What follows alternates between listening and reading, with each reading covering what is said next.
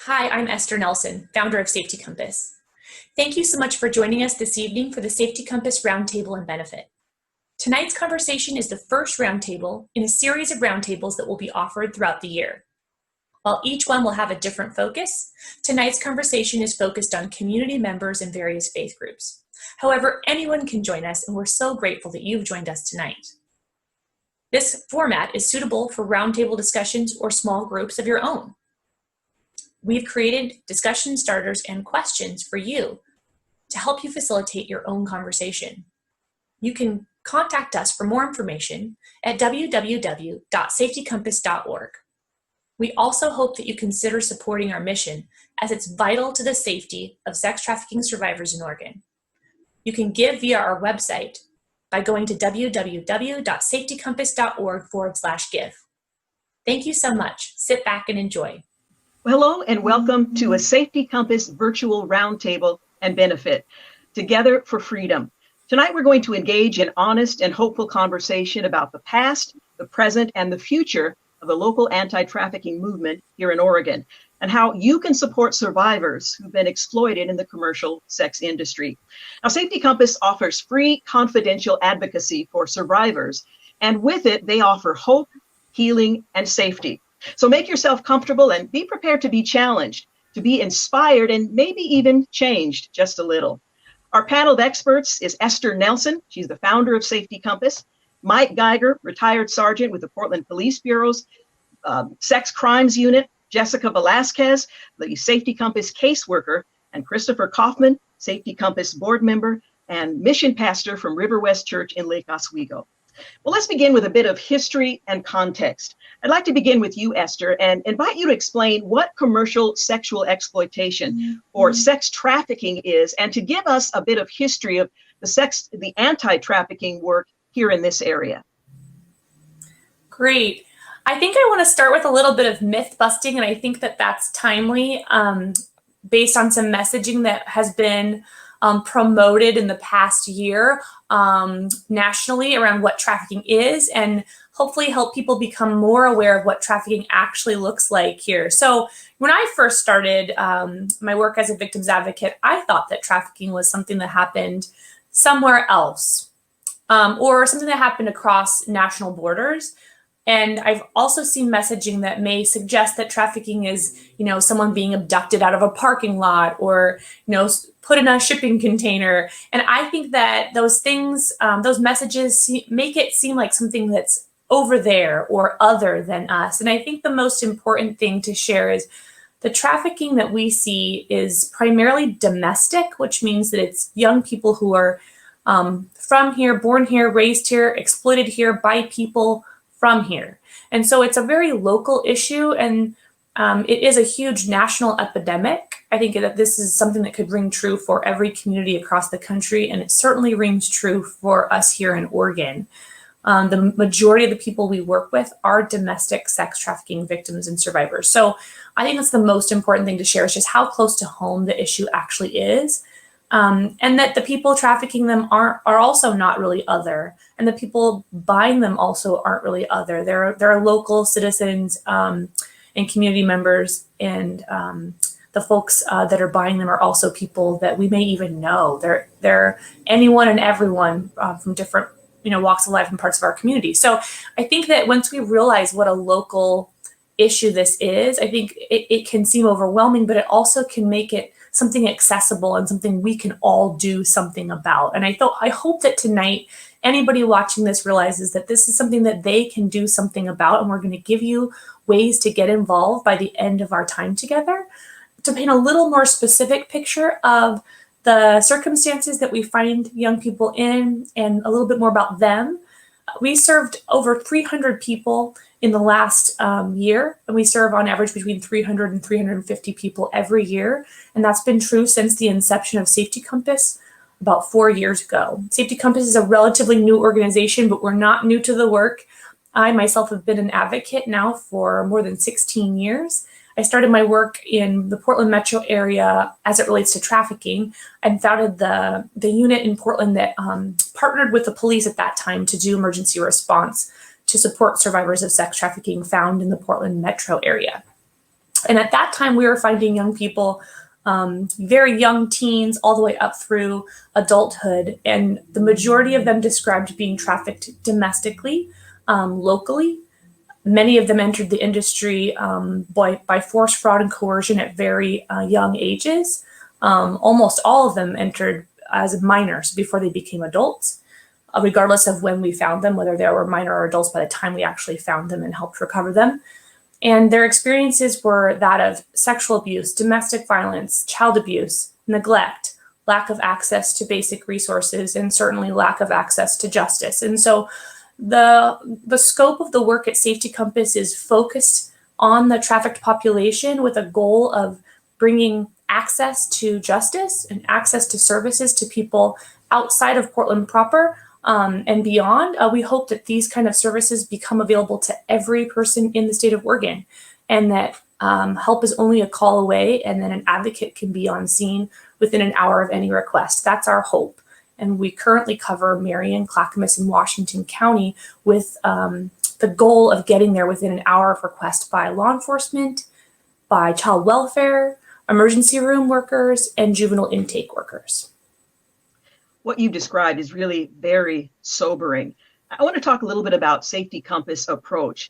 You say that you provide trauma-informed care for survivors, as well as law enforcement training to ensure compassionate and effective care to this complex issue. Can you describe a little bit your approach to reaching this population? It's actually really quite simple. Our approach to reaching survivors is as simple as meeting their most basic need, which is safety first, right? Safety first, but then beyond that, it's actually caring for their hearts. When people have been trafficked, they've experienced much complex trauma, and we want to help them get safe and meet, basic needs like food and shelter and, access to the criminal justice system if that's something that they're interested in. But as an advocate, we're there to bear witness and connect them to resources. But really what we're doing on scene is heart work and extending compassion, listening to people, seeing them beyond that moment and beyond their trauma, and reflecting back their actual worth and who they actually are, which is not their trauma. People are not their trauma. They're not what they've experienced. They're fascinating, brave, complex people with all these survival skills that sometimes just need to be reflected back at them. And so, that's our hope, is that we can show up immediately on scene to people who may have never, had an experience with the criminal justice system that's gone well, or maybe they've never had any experience at all, and say, there's this person that's going to go with you, that's going to be with you in this time. And we don't have an agenda. And, we don't have a magic wand, but what we do want to do is empower you to access all your own internal skill set and not be alone through it. And simply saying, we're going to show up and then you're not going to be alone. You're going to be believed, and we're going to reflect back to your own strength and worth. That is resiliency building work. And we believe in fostering people's resilience because that will go with them no matter where they go next. I so appreciate your reminding us of the value of those you serve, those survivors, and what they bring to the table. You have said that Safety Compass is powered by a collaborative partnership that's very unique in its approach. Can you explain to us the value of working in close collaboration with other organizations? Collaboration is the glue that makes any multidisciplinary effort work. And unfortunately, when collaboration frays, the first thing that happens is the people we're attempting to serve have less access to services. Their ability to get safe is diminished, right? So our belief in the power of collaboration is absolutely a commitment to serving the survivor population as best we can. We don't believe that we, Safety Compass, are the end all be all. We're simply the first call. We're the first step in a continuum of care. And the best thing we can do is to honor all the other steps, all the other organizations, all the other options, so that as we promote those things, we give people the power of choice. And that's what we're coming down to here, is people who've had the power of choice taken away from them. And we say the sex industry is like the epicenter of all oppressions at one time. And if we can get in there and offer people choices and empower them to just make their own choices and what steps they want to take next to get safe. That is the most honoring thing we can do, but we can't do that alone. So our commitment to collaborating with the medical system, with the child welfare system, with the social service system, with the criminal justice system is saying, we're not going to force you to get involved in any one of these, but we want to make them available. And that's our job as professionals to partner closely with them, to learn about how they operate, to learn who might be a good point of contact there and build a strong relationship with them to pave the way. And that's how we try to extend the power that we have as an organization, is to pave the way for them to have options through collaborative efforts with other nonprofits, the criminal justice system, and the medical system. Excellent. Now, one example of that approach you mentioned is your partnership with the Portland Police Department. Now, Mike, you are a retired police sergeant with the Sex Crimes Unit. Can you tell us a little bit about how the work of Safety Compass has impacted the philosophy and the practice of the Portland Police Bureau's Sex Crimes Unit? Trying to quantify this is actually not very easy. And the story is so remarkable. It is so encouraging. And actually, when we first began the work, it was completely unexpected.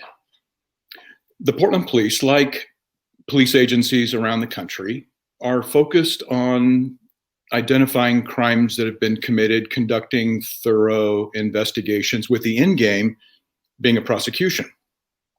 Now, all during this course, we look at things like witnesses and evidence, and it all becomes non-personal. Well, and in the world of human trafficking, what we began to see is a population of crime victims who didn't even view themselves as victims. Matter of fact, they didn't even seem to view themselves as part of the world around them. They weren't making police reports, but we were developing an understanding that there was a population out there who were being sold into the sex trade and who were being treated with the utmost violence and contempt and abuse.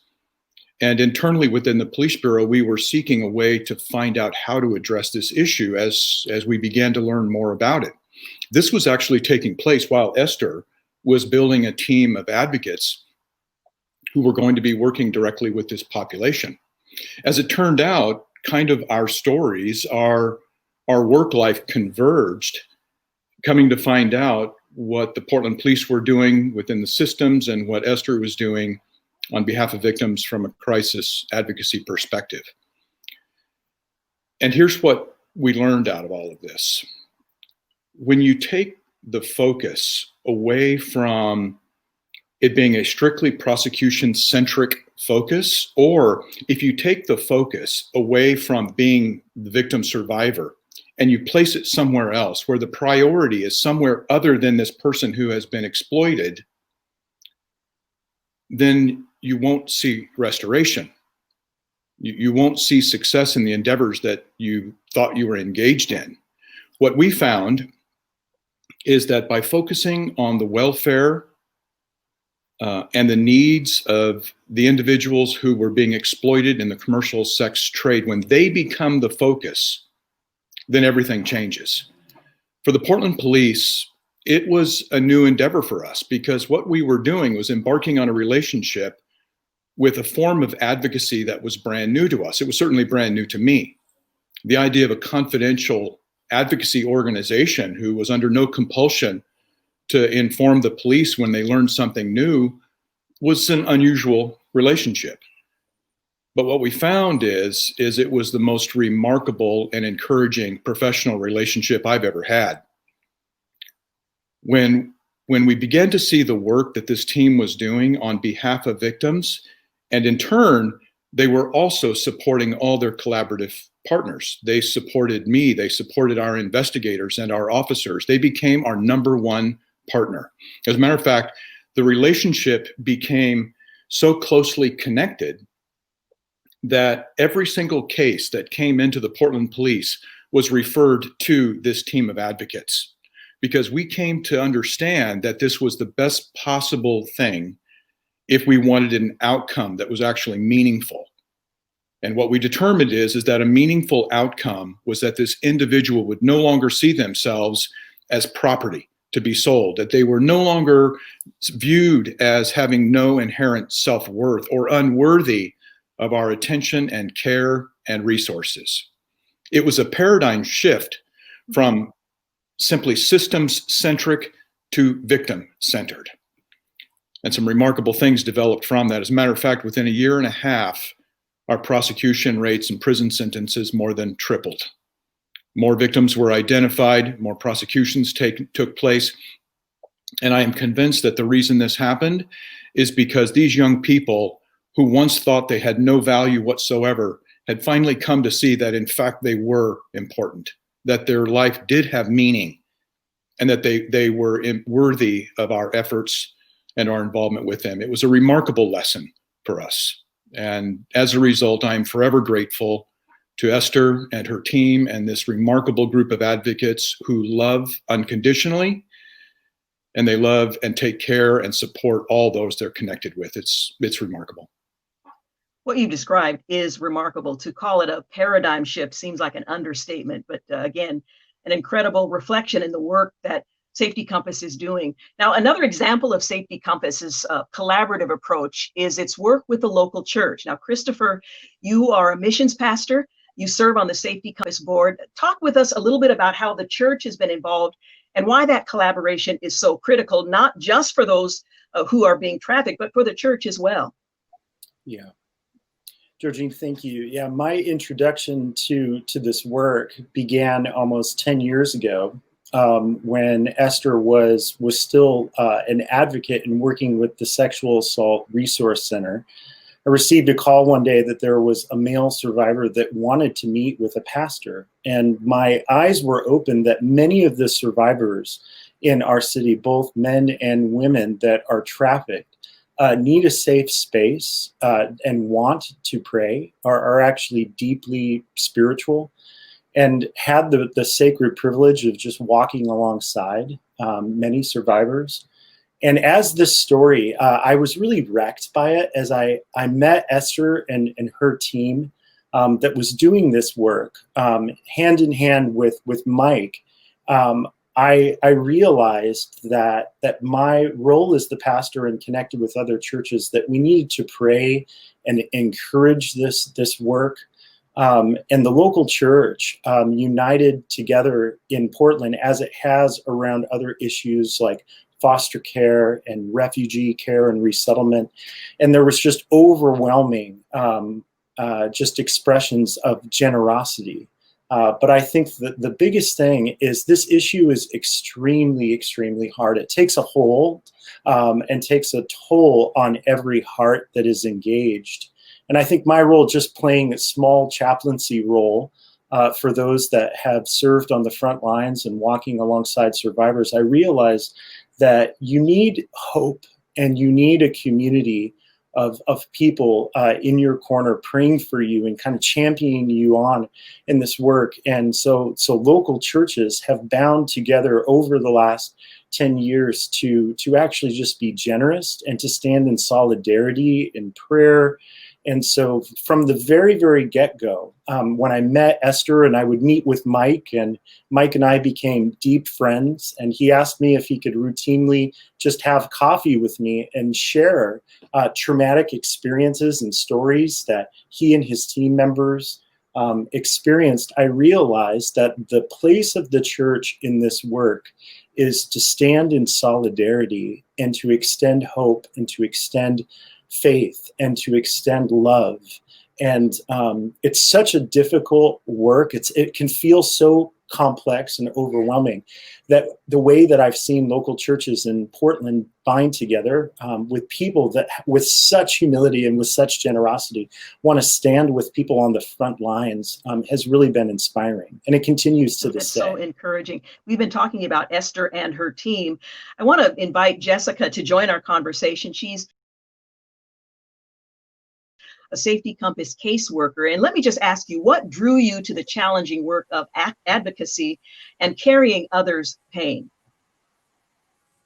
Hi, Georgine. So my journey with Safety Compass started 2 years ago. I have been a case manager here for 2 years. Before this, I was a domestic violence and sexual assault advocate, and I had briefly learned about sex trafficking. But like Esther mentioned, there are a lot of myths out there, and so it's easy to kind of get sidetracked from what's really going on. And we tend to think that it's not happening in our community. Well, through a local rape crisis center, I got fully knowledge of sex trafficking and how it's actually happening in our community. It then grew this big passion in me, and I knew that I had to be a part of it. I not only wanted to educate people on it, but I wanted to be able to empower these victims who have basically had everything stripped from them, their dignity, their homes, just everything that they've known. And so I wanted to be a part of that and make sure that I could empower them and also educate them to know that, they are victims in these situations. In the last 2 years, Safety Compass has allowed me to be able to do that. They allow me to go out in the community and educate others. And they also allow me to be there and support our victims as they need it. This has helped us make a big difference in our victims' lives. Can you share with us an example of a story, for example, of the work that you're doing and how you stay encouraged in what I'm certain is very difficult and challenging work? Yes, we do have a lot of challenges. I would say that our biggest challenges right now would have to be due to COVID. It has limited a lot of our resources, so it has limited a lot of our funds. Therefore, we're not able to help victims like we normally would be able to. They all come from different types of lives. Some of them might need to restart their lives, while others might just need a hotel for a night, or some of them might just need an Uber to get to that program that's going to allow them to start their new life. We're not able to always offer all those things. Those are all things that takes money, and being a nonprofit, we don't always have it. But we do have amazing victims that we work with. They are resourceful, and we work together with them to make sure that they can put those resources into perspective and help them move forward. It's amazing when you see someone come with, deep into a crisis, and then you're able to walk them along that path and get them to where they're trying to be. You see them get back into school. You see them getting a job, getting their own home. And when you first met them, they had absolutely nothing. And it's the most wonderful thing that you can ever experience. One of the words that I think I'm seeing a thread throughout our conversation today is this idea of hope. As we're hearing the scope of sex trafficking in our community, it can be overwhelming. Can you give us a specific example of someone that you walked through from being a victim to a survivor that will help us understand there is hope for these individuals in our community? Because what you've described is, we're talking about our neighbors, not just people who live at some great distance, but we're talking about people who are our neighbors in our community. Give us a portrait of hope and a survivor who's made it to the point where you can say they are free, they recognize their value, and they're able to move forward. Actually, I'd love to weigh in on that.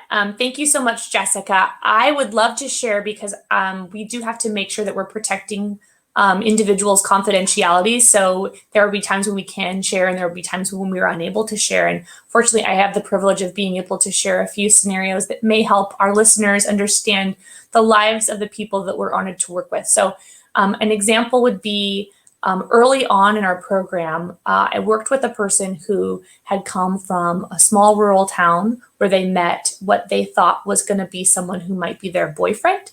That person ended up having an ulterior motive and taking them on a vacation to another state in our country, where at that time they had no resources, no way to get home. And this person said, "Hey, I have a friend who has a job for you.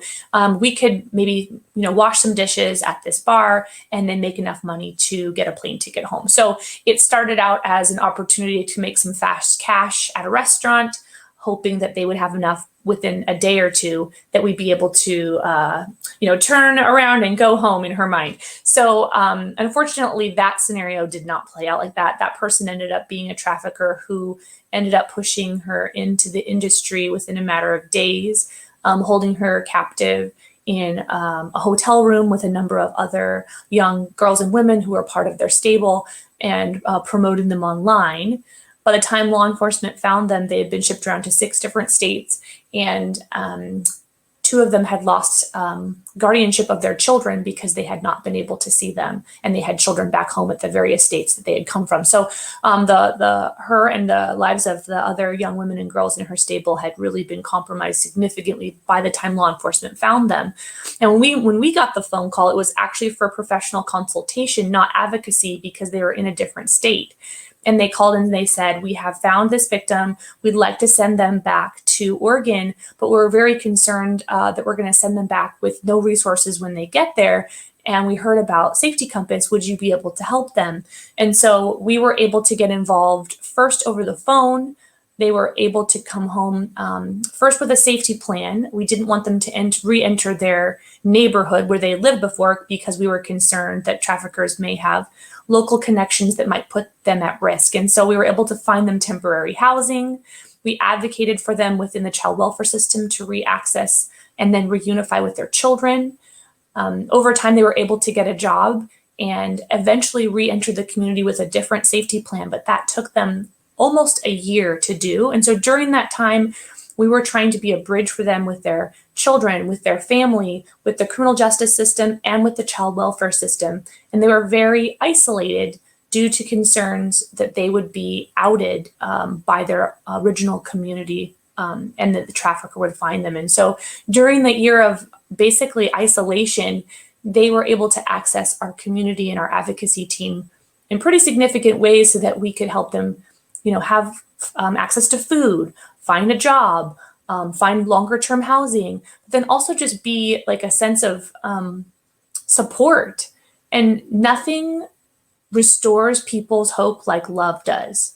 And I know love is a word that I think the social service, systems tend to sort of shy away from. It's not really quantifiable and it's not very scientific, but I just stand by the fact that love heals people's hope like nothing else does when it's been really damaged and compromised. And so it's just an example of a person that stands out to me who's been okay with us sharing parts of her story, who I think I can honestly say went from this place of sort of deeply compromised life and lifestyle to really stable, joyful, proud of herself, and I think she would say aware of her self-worth, because she was really assertively nurtured and had access to many services thanks to a lot of people that collaborated.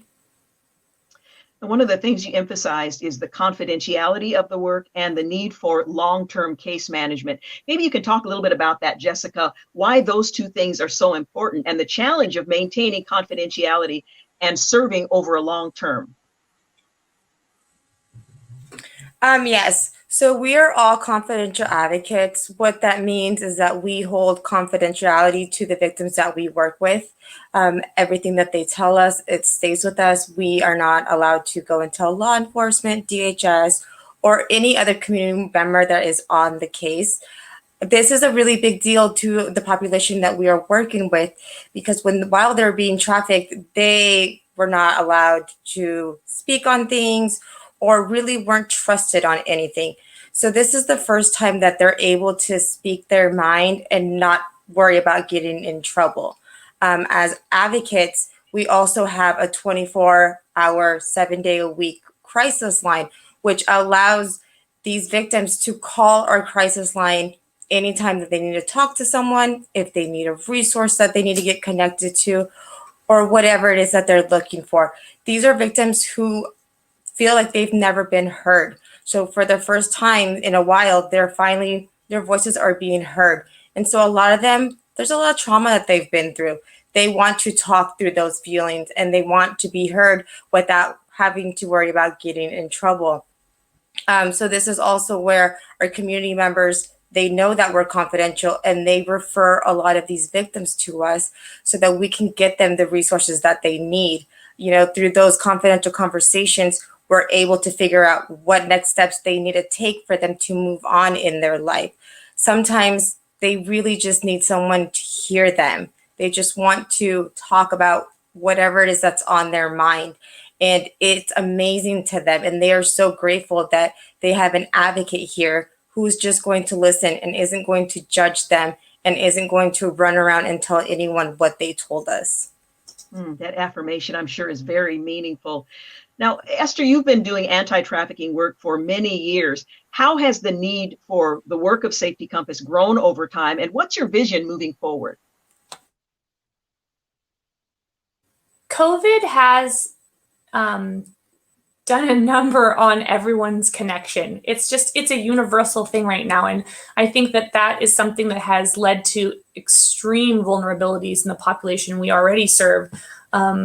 Existing needs that we had seen, trends that we'd seen before have been exacerbated, and our access to resources to extend to people in this very vulnerable time has actually, been diminished in some cases. And so there's never been a time, I think, where we've seen so much vulnerability and need. It's very relevant to this time. Even though it's something that was sort of ongoing in general with the work we do, I would say it's never looked quite like this before. And so I think that moving forward, I'd love to see our resources bolstered so that we never have to say no to an emergency hotel room. We never have to wonder whether or not there are funds for an emergency hotel room or an Uber to get people that initial safety. My goal is that when people actually go through the effort to make a phone call to a hotline, if you can even imagine what it's like on an emotional level to get to a place where you pick up the phone and you call a hotline, that's a very brave step, but it usually indicates a level of crisis that's pretty extreme for most of the people that end up making that first step. Or if they've been, involved in some other system that calls us to come to the scene, they may not even know anything about an advocate. What is an advocate? Once we get there and they realize, I could tell this person anything and it doesn't go anywhere, they're not going to judge me, they're just there for me. Suddenly the idea of wow, what if I could tell them everything about what's really going on and they could actually help me get access to the things I think that I need. It can kind of blow their mind sometimes. And so what we don't want to do is show up and then say, I'm sorry, we have nothing to offer you, right? Without really viable options, people don't take the brave leaps to try to get safe. It's just too dangerous. And I think that what we need to do is show up, but with viable options, right? And so I think resource bolstering right now is just the most important thing at the most vulnerable time that I've ever seen in my career. Moving forward, I see great opportunity, I think, with this sort of COVID isolation that we've all experienced. I think everyone is aware of the power of connection in ways we've never been before. I don't see people may never want to take that for granted again, but right now I think everyone's hyper aware of the power of connection.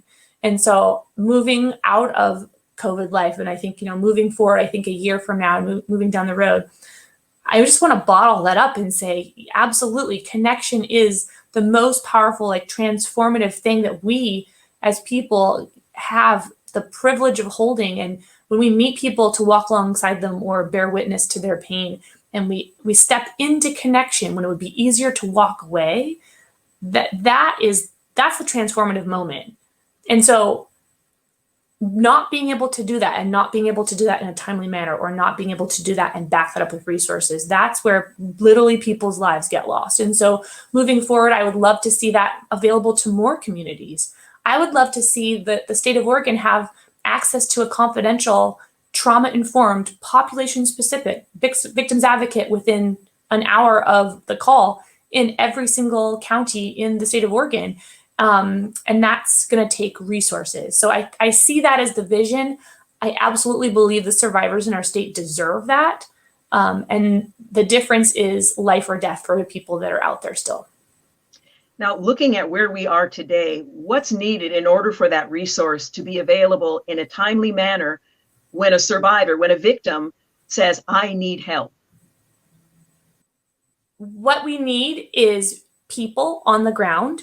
Safety Compass involves staff, but we also involve volunteers. So we're always looking for people who are uniquely equipped and also committed to the idea of volunteerism in a pretty unique capacity. Our volunteer team is not something that's right for everyone. We do 58 hours of training for our volunteer team. It's a pretty complex process, but there are certainly people who feel and have thought about it and considered, ways for them to be involved and really feel like it is the right fit for them. And I think with a thoughtful consideration, we absolutely would love to talk to people who are interested in participating in the training process, who can commit for a minimum of a year to that process, and then come onto our volunteer emergency response team to actually meet with survivors. We need volunteers who can participate in our awareness events and campaign events where we raise funds. And we do need funds to support the effort on programming level to help support our infrastructure and to support our victim service dollars. What we've been talking about is very challenging and difficult work. Let me ask you, Christopher, what gives you hope in the midst of this difficult work? A number of things give me hope as I think about this issue. For one thing, tougher laws have been passed and best practices have been defined. With any complex justice issue, you're going to have successes and you're going to have failures. And so even represented on this call with Mike and Esther and Jessica, you get a wealth of experience from people that have been boots on the ground, front lines showing up. And there's a lot of people that have experienced success and identified best practices. But here's the number one thing that gives me hope. At the end of the day, sex trafficking, which sounds like a complex, overwhelming issue, it's a people issue. Even with all the policies, all the best practices, at the end of the day, this is not an abstract injustice issue, it's a people issue. And so I believe and have seen in our city that when complex social needs take the foster care revolution that has happened in our city and seeing churches bind together, adopting DHS offices and doing floor to ceiling makeovers, showing up in force, business owners and businesses all across our city, binding together with a shared vision of no foster child should actually wait while a caseworker makes call after call to find a safe home for a child. And seeing these revolutions where people in our city bind together when there's a complex need and a challenge that no individual can solve alone. And so here's what I know, not only of the faith community, but just of our greater community at large in Portland. Portland is a city that is inherently defined by bridges. This is Bridgetown. And I think we're living in a time and a day where there's so many walls. And to make a dent in this issue, you cannot be a person that builds up walls. We need one another. And so as you're tuning in, whatever your gift and your passion you're stirred for, perhaps you are uniquely qualified as a certified mental health professional. We need your help. But perhaps you just have talents and gifts or resources. You're a massage therapist and you want to use those services to actually just give free and restorative services to victims or to case workers that are depleted many times physically and emotionally. With this hope, maybe you actually just own a property or a restaurant and you want to devote that or a portion of your restaurant's like earnings to this work. Whatever it is that you're actually stirred for. I can tell you this, the reason that we even called this virtual roundtable discussion Together for Freedom is if we're gonna see a freer city and a true impact county by county in this issue, it will take all of our hearts working together in that united vision. We need one another in this work. So what you've described is that collaborative approach that goes beyond agencies, but reaches into the hearts of individuals all across our city.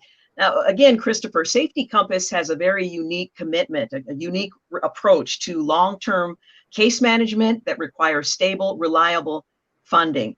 How is the work of Safety Compass currently funded? I'll start with you, Christopher. A lot of our funding actually comes from state and federal grants that support this work.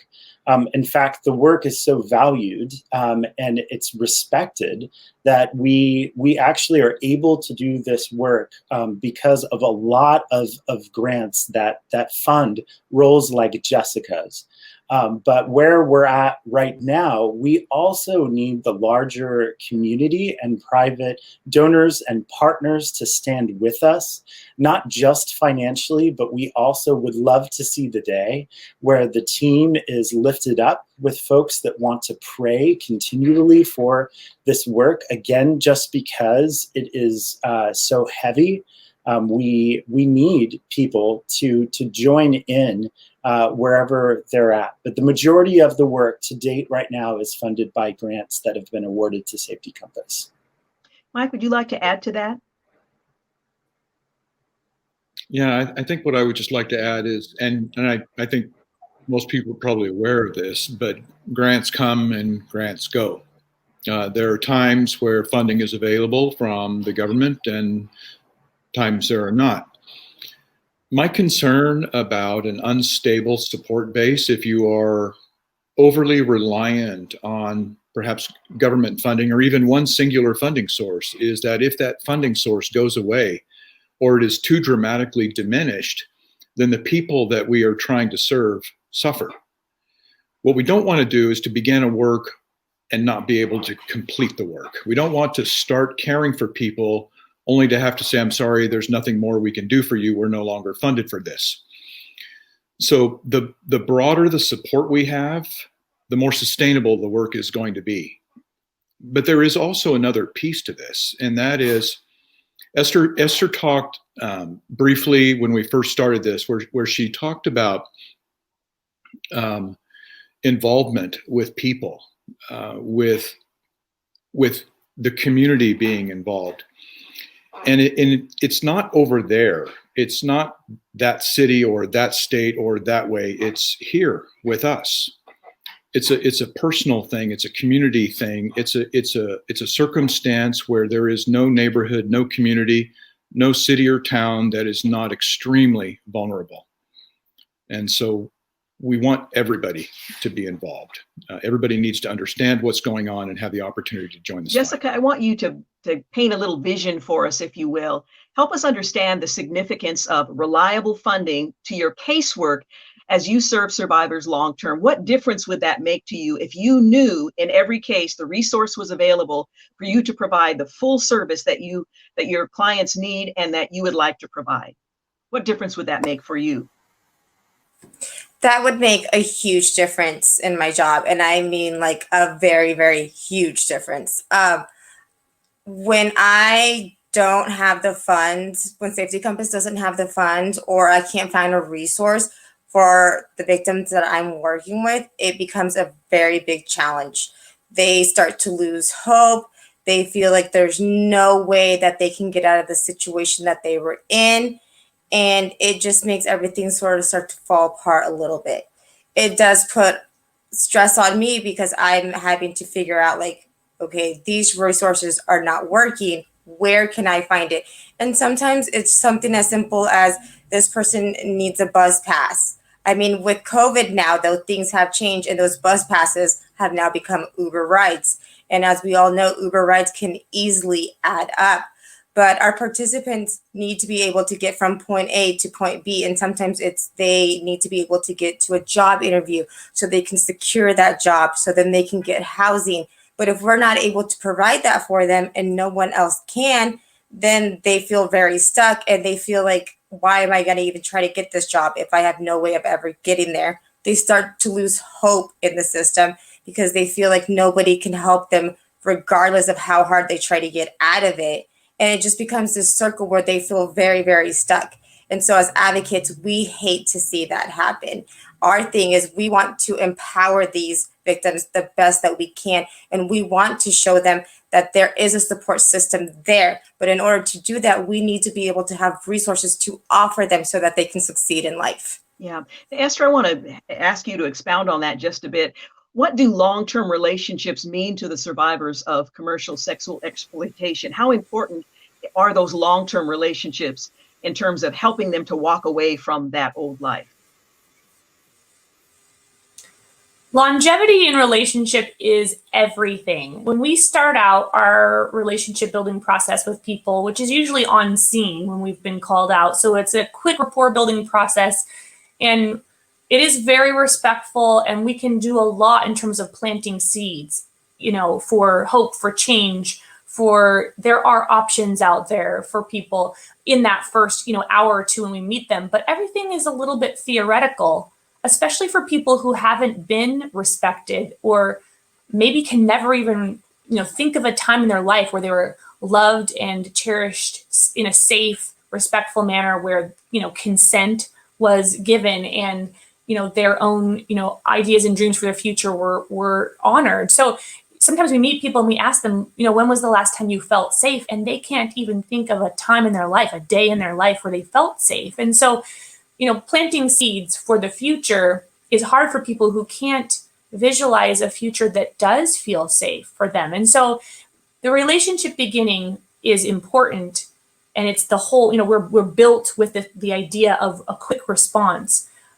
But it's just the seed planting time, like I said. The real valuable work happens down the road as people live life and they test boundaries and they test relationships, or they start to confront their own, messages that they have absorbed over time about their own worth or their own capability or what they deserve. And as they wrestle with those things, if they have maintained relationship with an advocate who continues to be, consistent in showing up, consistent in their commitment to confidentiality, so they continue to trust them, and they are consistent in the fact that they're not pressuring them to make choices. They're just there to, encourage them and cheerlead them on. Over time, as they, test the waters with what they want and they try stuff and, maybe it doesn't work out like they planned, or maybe they have a goal for themselves that they don't quite meet in the way that they thought they would. As this person beside them proves what it's like to not judge them and to not take control of their future and say, oh, you know what, we know a better way. Actually just says, hey, you know what? I saw you try that and that was really brave. Or I saw you rebound from that when it kind of went sideways and that was really resourceful. And so just keep speaking positive affirmation, life into them and reframing. And that's where they start to be like, oh, wow, like it doesn't have to be perfect. I don't have to be perfect to be loved, or I don't have to do what that person wants me to do to be cared for. And so it's the longevity in relationship that affords us the time to try that out. And when we help people get into treatment, for example, this is my favorite example, is they get into a treatment, environment of their choice, or sometimes they're, incarcerated and they work through that whole process. They come out of, a probation period or whatever, and they feel like, oh, I've succeeded, or I've graduated this program. And then some form of relapse happens, or, something happens where they kind of feel a little derailed, right? And, all of us get derailed in different ways in life. When we offer them unconditional love and lack of judgment and a welcoming home and a reminder of who they actually are, immediately in the face of what may feel like failure to them, that's where all the messaging that we've tried to instill and support them with finally gets to come true. Like I said a minute ago, it's only theoretical until it's actually tested. And so the long-term relationship is where the really beautiful work happens. And we see folks on our caseload, we never discontinue relationship. They may grow out of our program. And at that point, they're what we call our community members. We have a survivor community that's just support and not case management as people sort of age out of our program. They may have been in our community for over a decade, and we have folks in our community for more than 10 years who we met as young teenagers, and then they grew up, and many of them now have families of their own. They're graduating college, they're getting their dream job, and it's such a privilege to be able to watch that. And it's great to celebrate, these milestones of, major life events, but the most beautiful things to me are not the major life events. They're the days along the way where something happened that could have derailed them, or even maybe did. And that connection point that we had with them was this beautiful moment where we could say, this is not who you are. This doesn't detract from all the great work you've done. You can keep going. Like, don't give up now. And those are the turning points where people make huge leaps into their own success, that they're at a Y in the road that they otherwise might, take a step and sort of fall off the path into something that they really aren't wanting to do, or a direction they're wanting to go. But it's that Y in the road that's bolstered by a connection to a safe person that sort of propels them in the direction that they actually want to go. So the long-term relationship is where it's all at to me. Mm-hmm.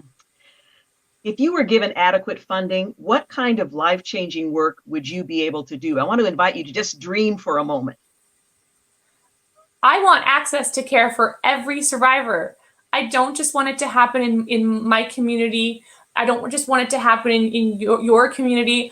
I want you, if you're listening, to say, I could get involved today in this work.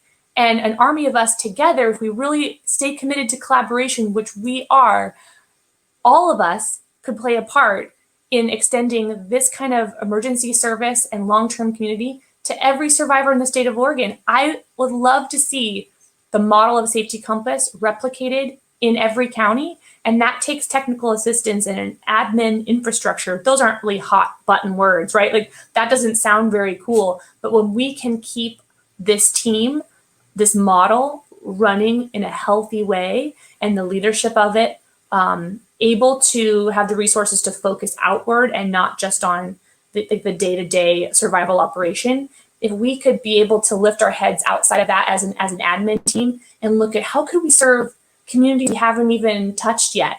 How could we offer that? If you're listening, how could we get into your community? Like that, to me, it would be equitable access to justice, because we have a model that seems to have been proven to work well. If we could just make that available to more people, that's my greatest hope. Now, Mike, let me ask you, if I'm passionate about the kind of anti-trafficking work that we've been talking about, and I want to help, how can I get involved? How can I help make that vision come to pass? You can help by getting involved in whatever capacity that you feel called to do. This is an endeavor that is about people, for people, by people. And I frequently get asked, what can I do? Or how can I be a part of this? Or what help do you need? And I've struggled over that for many years, thinking that I had to come up with some formula. There had to be some very specific, particular thing that was going to somehow change the whole landscape. And over the years, I guess if I've learned anything from watching the work that Esther and her team do, and have been privileged to kind of observe that over the course of, oh goodness gracious, now more than 12 years, is that what this work needs is you. The staff needs you. Those who have been sold in the sex trade need you, because they need all that you can bring to bear on behalf of them. It's a joint effort. It's an effort that requires all of us. It's not there's simply no way one organization or one individual can impact this crime in any meaningful way. So what I'm asking, and this is a privilege to get to ask this on behalf of Safety Compass, because so often the staff are hesitant to ask beyond their immediate coworkers for help because they're so busy doing the work and struggling through such complex times. So what I want to do is to be able to step in and ask on their behalf. First and foremost, we need you. Those who've been sold in the sex trade need you. Our staff needs you. This work needs and requires partners. And that need is all over the state. It's not just one community, it's all over the state. So indeed, what we're asking for, and what this work is asking for, is that you consider supporting it and being generous about it. To support financially with a one-time gift, or to support monthly. Honestly, monthly support makes it much easier from an administrative standpoint to budget and do future projection and things like that.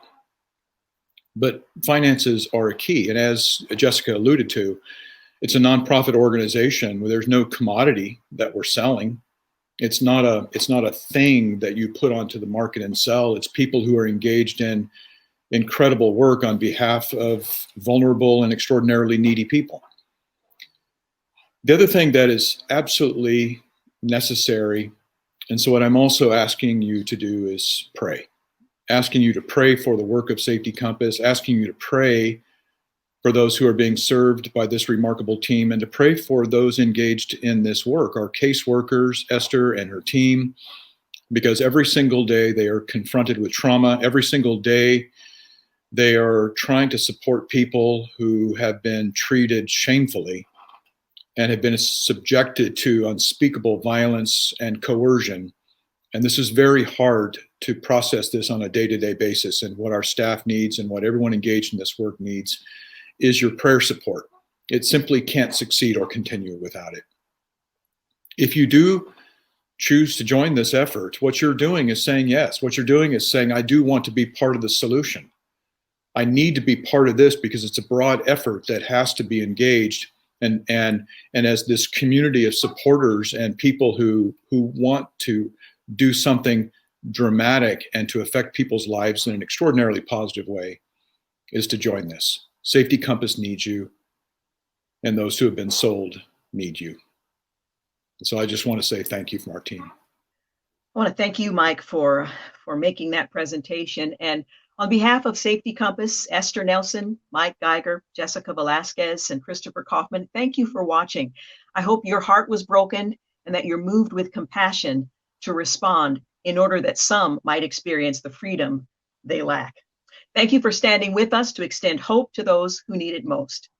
One more thing we wanted to share with you. If you're a survivor today and you're listening to this broadcast, maybe you've never talked to anyone about your experience, or maybe you're still in the experience of being trafficked. We want you to know that we're here specifically for you. You are lovable, and you're totally worthy of being safe today. So regardless of where you're coming from and no matter what's happened to you, your story matters and you matter, and we would love to be able to be there for you. If you're somewhere outside of the Portland Metro Northwest region of Oregon, we'd love to talk to you about services in your own community and connect you to those. Tonight, you can call 971-235-0021 and speak to an operator that will connect you to a confidential victims advocate anytime, 24 hours a day. And moving forward, 365 days a year, that hotline number is always available to you. So feel free to call us. We invite you to call us. We want you to know that you matter, and we'd love to speak with you.